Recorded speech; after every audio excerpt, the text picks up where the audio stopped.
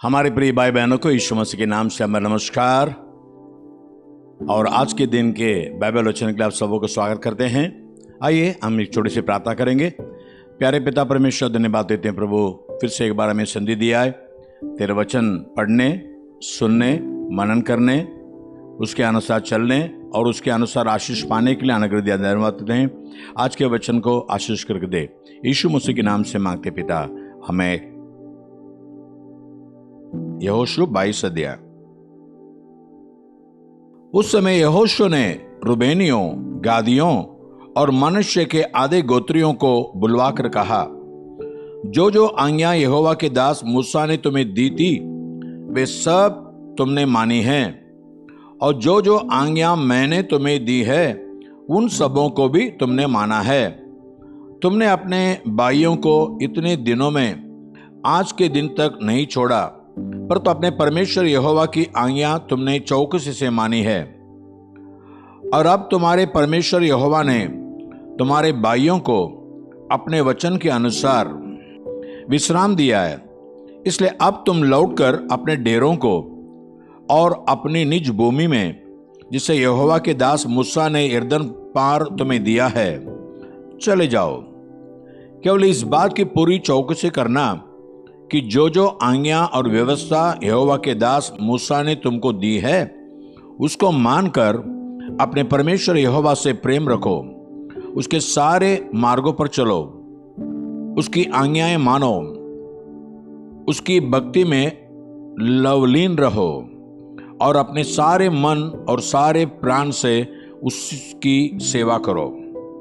तब यहोशू ने उन्हें आशीर्वाद देकर विदा किया और वे अपने अपने डेरे को चले गए। मनुष्य के आधे गोत्रियों को मूसा ने बासान में बाग दिया था, परंतु दूसरे आधे गोत्र को यहोशू ने उनके भाइयों के बीच यरदन के पश्चिम की ओर बाग दिया। उनको जब यहोशू ने विदा किया कि अपने अपने डेरे को जाए, तब उनको भी आशीर्वाद देकर कहा, बहुत से पशु और चांदी, सोना, पीतल, लोहा और बहुत से वस्त्र, बहुत धन संपत्ति लिए हुए अपने अपने डेरे को लौट जाओ और अपने शत्रुओं की लूट की संपत्ति को अपने भाइयों के संग बांट लेना।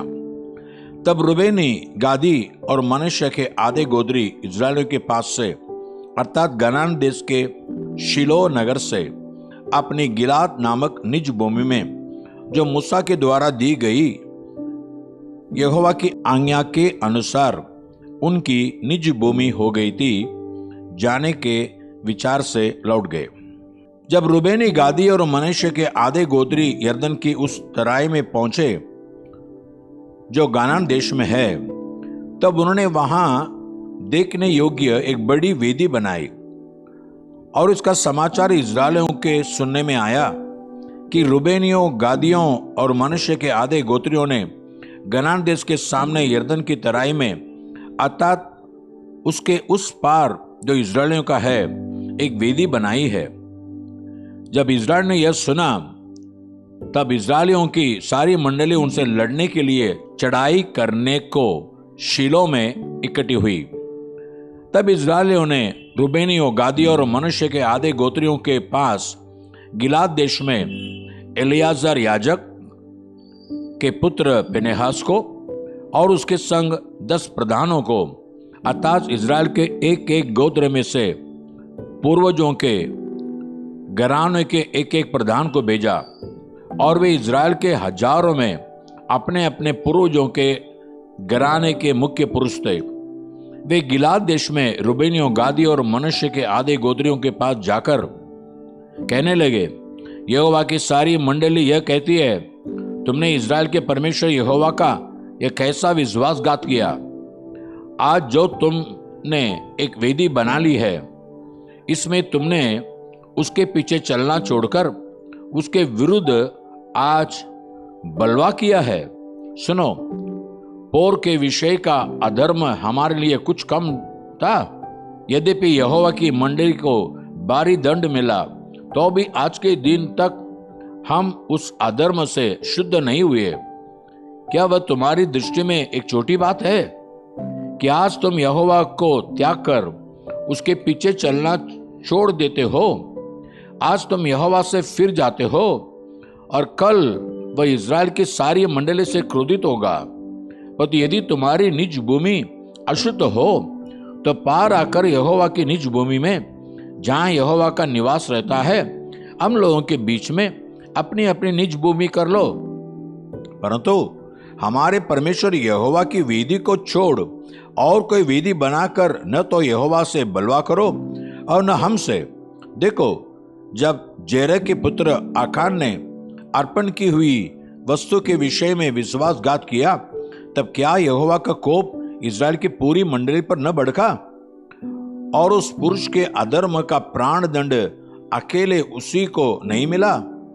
तब रुबेनियों, गादियों और मनुष्य के आधे गोत्रियों ने इज़राइल के हजारों के मुख्य पुरुषों को यह उत्तर दिया, यहोवा जो ईश्वरों का परमेश्वर है, ईश्वरों का परमेश्वर यहोवा इसको जानता है और इज़राइली भी इसे जान लेंगे कि यदि यहोवा से फिर के या उसका विश्वासघात करके हमने यह काम किया हो तो आज हमको जीवित न छोड़। यदि आज के दिन हमने वेदी को इसलिए बनाया हो कि यहोवा के पीछे चलना छोड़ दे, या इसलिए कि उस पर होम बलि, अन्न बलि या मेल बलि चढ़ाए, तो यहोवा आप इसका हिसाब ले। पर तो हमने इसी विचार और मनसा से यह किया है कि कहीं भविष्य में तुम्हारी संतान हमारे संतान से यह न कहने लगे, तुमको इज़राइल के परमेश्वर यहोवा से क्या काम?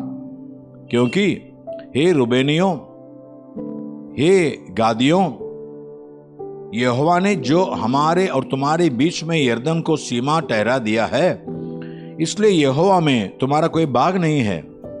ऐसा कहकर तुम्हारी संतान हमारी संतान में से यहोवा का भय छुड़ा देगी। इसलिए हमने कहा, आओ हम अपने लिए एक वेदी बना ले, वह होम बलि या मेल बलि के लिए नहीं, परंतु इसलिए कि हमारे और तुम्हारे वंश के बीच में साक्षी का काम दे, इसलिए कि हम होम बलि, मेल बलि और बलिदान चढ़ाकर यहोवा के सम्मुख उसकी उपासना करें और भविष्य में तुम्हारी संतान हमारी संतान से यह न कहने पाए कि यहोवा में तुम्हारा कोई भाग नहीं। इसलिए हमने कहा, जब वे लोग भविष्य में हमसे या हमारे वंश से यों कहने लगे, तब हम उनसे कहेंगे कि यहोवा के वेदी के नमूने पर बनी हुई इस वेदी को देखो, जिसे हमारे पुरखाओं ने होम बलि या मेल बलि के लिए नहीं बनाया, पर तो इसलिए बनाया था कि हमारे और तुम्हारे बीच में साक्षी का काम दे। यह हमसे दूर रहे कि यहोवा से फिर कर आज उसके पीछे चलना छोड़ दे और अपने परमेश्वर यहोवा की उस वेदी को छोड़कर जो उसके निवास के सामने होम बलि और अन्न बलि या मेल बलि के लिए दूसरी वेदी बनाए। रुबेनियों, गादियों और मनुष्य के आधे गोत्रियों की इन बातों को सुनकर पिनहास याजक और उसके संग मंडली के प्रधान, जो इज़राइल के हजारों में मुख्य पुरुष थे, वे अति प्रसन्न हुए। और एलियाजर याजक के पुत्र पिनहास ने रुबेनियों, गादियों और मनुष्यों से कहा, तुमने जो यहोवा का ऐसा विश्वासघात नहीं किया, इससे आज हमने यह जान लिया कि यहोवा हमारे बीच में है और तुम लोगों ने इस्राएलियों के यहोवा के हाथ से बचाया है।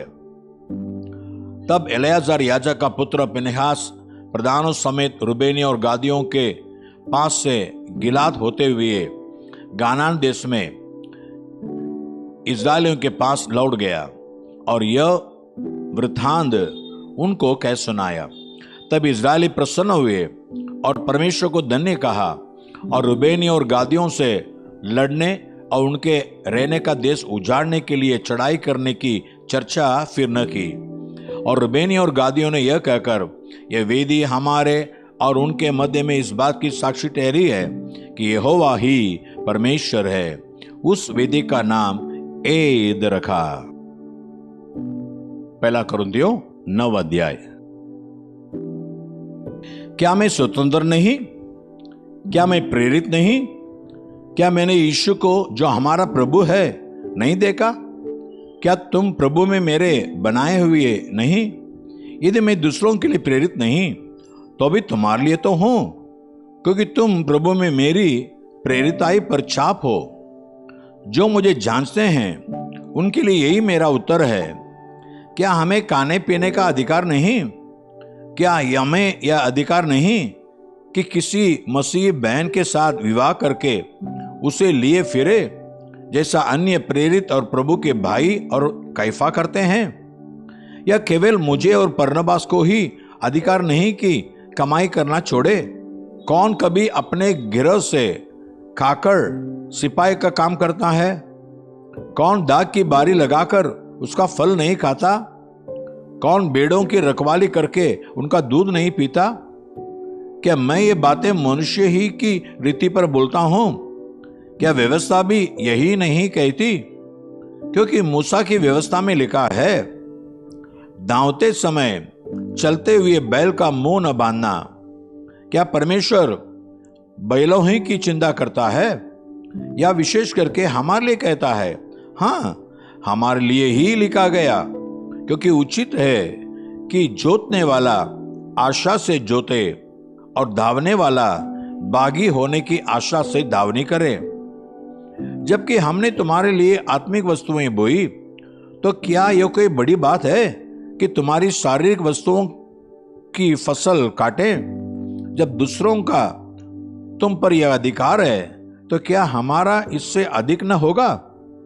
पर तो हम यह अधिकार काम में नहीं लाए, परंतु सब कुछ सहते हैं कि हमारे द्वारा मसीह के सुसमाचार में कुछ रुकावट न हो। क्या तुम नहीं जानते कि जो मंदिर में सेवा करते हैं वे मंदिर में से खाते हैं, और जो वेदी की सेवा करते हैं वे वेदी के साथ भागी होते हैं? इसी रीति से प्रभु ने भी ठहराया कि जो लोग सुसमाचार सुनाते हैं उनकी जीविका सुसमाचार से हो। पर तो मैं इनमें से कोई भी बात काम में न लाया, और मैंने ये बातें इसलिए नहीं लिखी कि मेरे लिए ऐसा ही किया जाए, क्योंकि इससे तो मेरा मरना ही भला है कि कोई मेरे घमंड को व्यर्थ ठहराए। यदि मैं सुसमाचार सुनाऊं तो मेरे लिए कुछ घमंड की बात नहीं, क्योंकि यह तो मेरे लिए अवश्य है।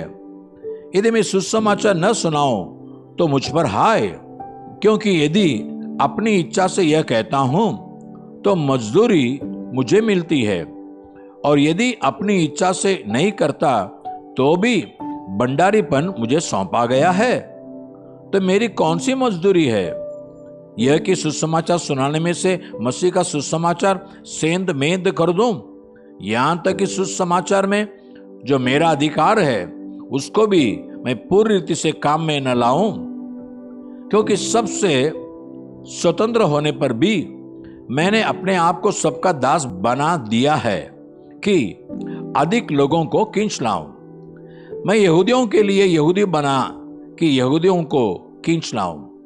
जो लोग व्यवस्था के अधीन हैं उनके लिए मैं व्यवस्था के अधीन न होने पर भी व्यवस्था के अधीन बना कि उन्हें जो व्यवस्था के अधीन है खींच लाऊं।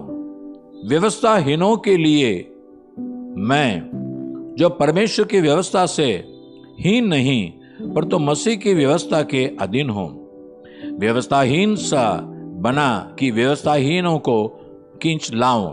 मैं निर्बलों के लिए निर्बल सा बना कि निर्बलों को खींच लाऊं। मैं सब मनुष्यों के लिए सब कुछ बना कि किसी न किसी रीति से कई एक का उद्धार कराऊं। मैं ये सब कुछ सुसमाचार के लिए करता हूं कि औरों के साथ उनका बागी हो जाऊं। क्या तुम नहीं जानते कि दौड़ में तो दौड़ते सब ही हैं, पर तो इनाम एक ही ले जाता है।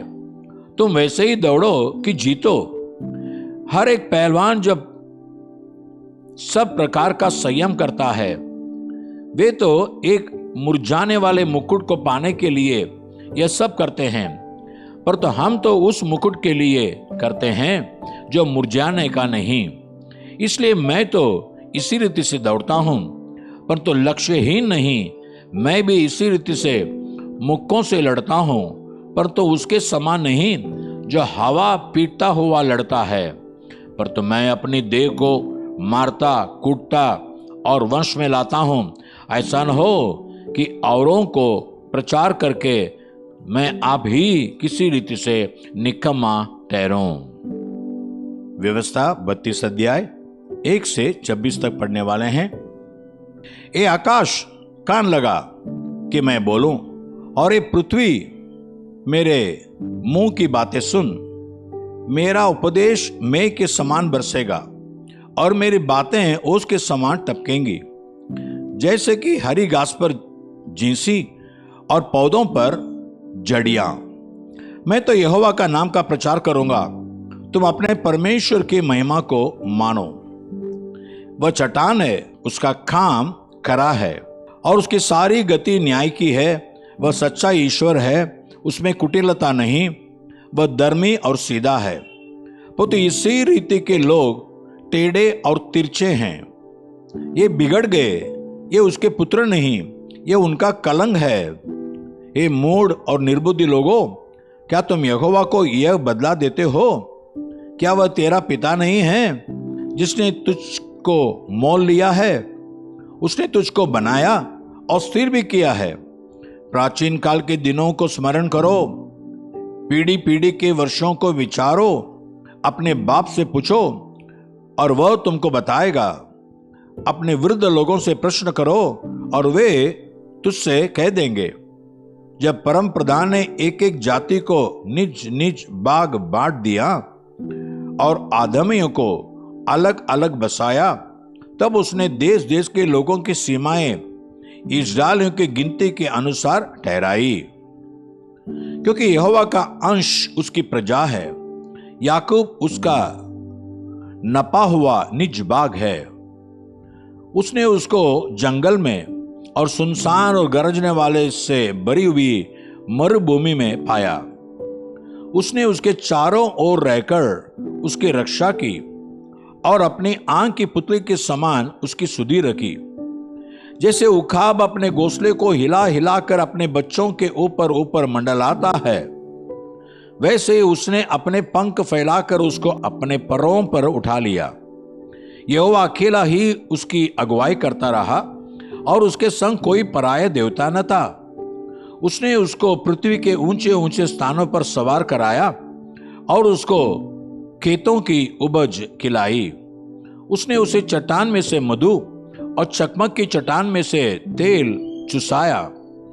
गायों का दही और भेड़ बकरियों का दूध, मेमनों की चर्बी, बकरे और बाशान की जाति के मेढ़े और गेहूं का उत्तम से उत्तम आटा भी। और तो दाखरस का मधु पिया करता था। पर तो यशोरन मोटा होकर लात मारने लगा, तो मोटा और हष्टपुष्ट हो गया और चर्बी से चा गया है।